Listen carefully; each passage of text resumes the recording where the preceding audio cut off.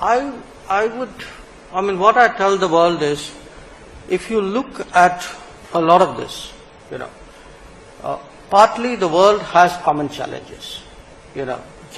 Terrorism is a common challenge. Separatism is a common challenge. Migration is a common challenge. So don't think that these are problems which are unique to India. I mean, this is a national variant of what are challenges in many parts of the world.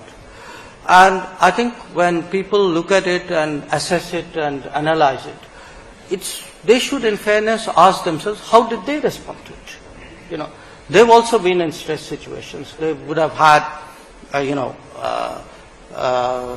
disturbances in the neighbors. Europe saw it in North Africa. You've had, a large part of the world saw it when 9/11 happened. How did they all respond to this? So when you look at a country like India, which is dealing with these common challenges, the national variant of those common challenges, I think it's important to in a sense, reflect on your own way of handling it. I mean, even something like naturalization, what is the pathway that other nations have taken in regard to naturalization of people? I think it's worthwhile looking at it. What are global norms on a lot of these issues? So that's one thought. The second thought would be, don't get fixated on the dots and forget the line.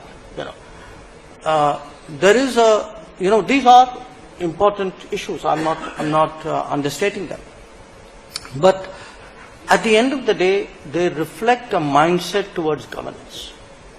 And a lot of what's happened in the last 6 months are sort of in the political sphere. But the same mindset was also evident when it came to socio-economic issues, when it came to issues like gender gaps, when it came to sanitation, when it came to urbanization, when it came to skills, digital, etc.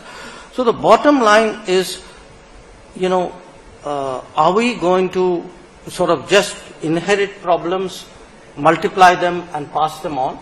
Or are we going to deal with at least some of the inherited problems and probably leave the people who come after us better off than when we came to power? I think that is an issue.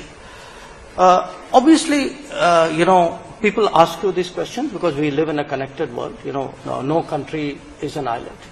I don't have any problem with that. I think people are entitled to have opinions. But people are also entitled to have opinions on other people's opinions.